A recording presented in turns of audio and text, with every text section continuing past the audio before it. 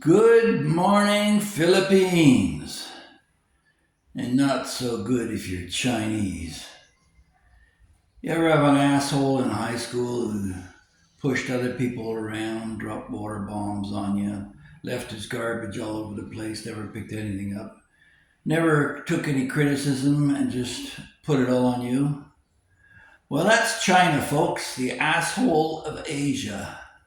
Now, this will get me banned from ever landing in Hong Kong for life for fear of arrest from the CCP, which globally now tracks and monitors not just their own citizens, but everybody on the planet looking for targets.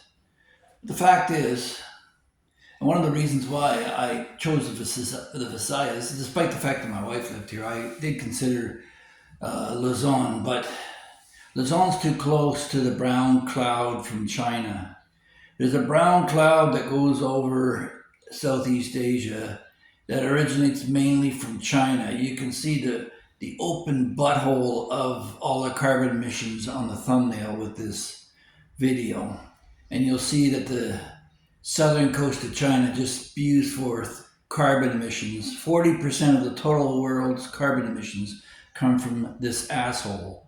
And fortunately, the wind from the Pacific Ocean that carries all the typhoons that devastate Samar and Leyte also push that crap up into Beijing and North Korea, where 4,000 people die every day of respiratory diseases, and the the resultant brown haze does more than just health issues.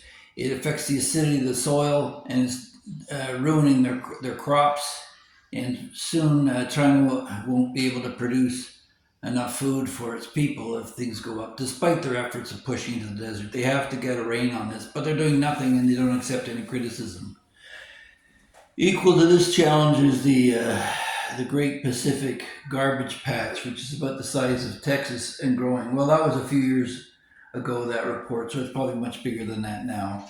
And that's just swirling around in the North Pacific and will end up drifting into British Columbia, Oregon, and California, Alaska's coasts, littering their landscape and destroying kelp beds and otter habitat, the rest. It'll probably do much more damage than the Exxon Valdez ever would. But let's get back to the point. So this bully is now shooting water cannons at fishermen and claiming the fishermen are the one who are provoking it. This is a classic tale of a national narcissist gaslighting another country for their own aggression. The whole world sees it. I mean, anybody with half a brain can see what China's up to. They're trying to abscond with territory and mineral rights that belong to other nations. Vietnam isn't going to put up with it, for sure. They kicked China's butt in 1976 when they tried to step in their territory last time. But how do you clean up the mess? See, ever since the time of Mao, there's been this, let's adopt a policy and go charging ahead, regardless of the consequences. Looking back, Mao saw that the sparrows in China were eating some of the rice grains.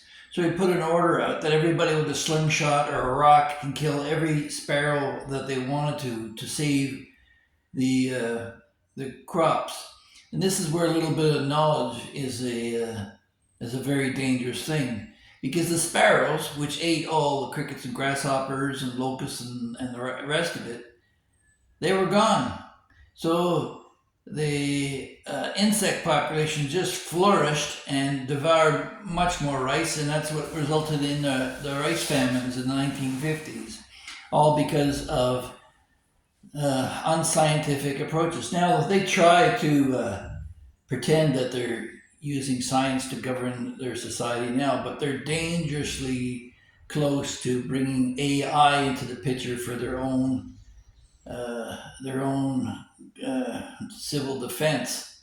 Well, there's a real risk in that, and it's far worse than China can even imagine, because data can be corrupted. All an enemy would have to do would be to corrupt the data in your AI and turn it all against you.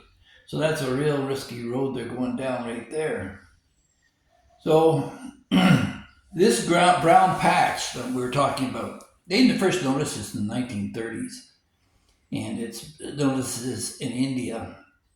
And it's not just China alone.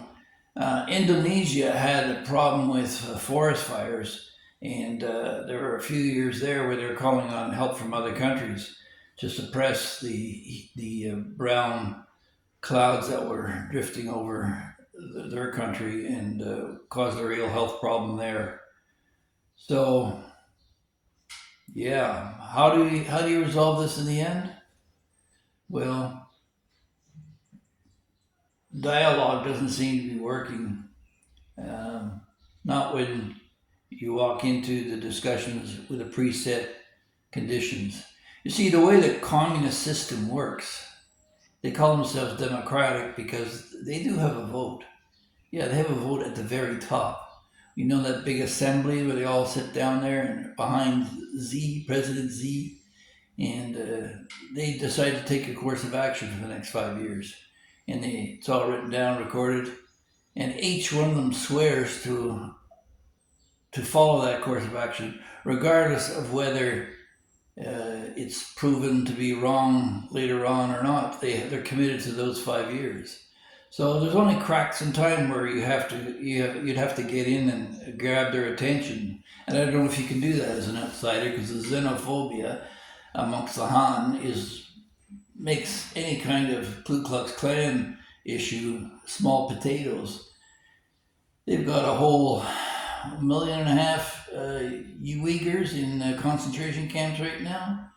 They took over Tibet, claiming it's theirs, and killed the priests and followers of the Dalai Lama, who's now living in India, and they got a price on his head.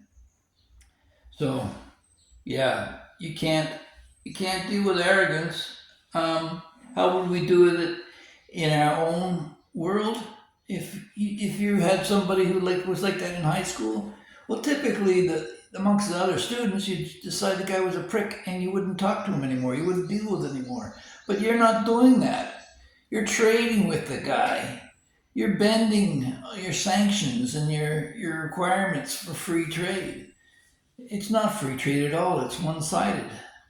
And until the world wakes up, China will just keep pushing. Yeah, they're pushing into Canada. We've got a puppet prime minister there in Canada who bends to their every wishes. So, yeah, that's the brown cloud of Asia. It's been there for years, and it does hit the northern part of Luzon. In the Philippines, we've got issues relative to volcanoes as well, which are occasional events.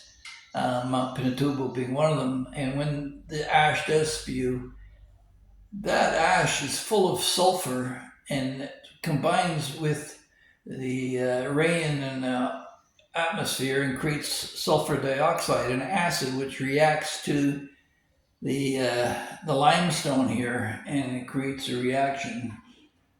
And the resulting dust accumulates and turns into mud, which has been a problem in around the volcanic areas. But that being said, it's also very rich in nutrients that allows the plants to grow. So, yeah, that's my view of the matter, but what do I know? I mean, so if you found this commentary interesting and would like to add your comments or suggestions, please do so in the comment section below. It's Easter morning. Now we mourn the passing of Christ and celebrate his resurrection. So, for the rest of you, have a great day. And to all my Christian friends, God bless and take care. Goodbye.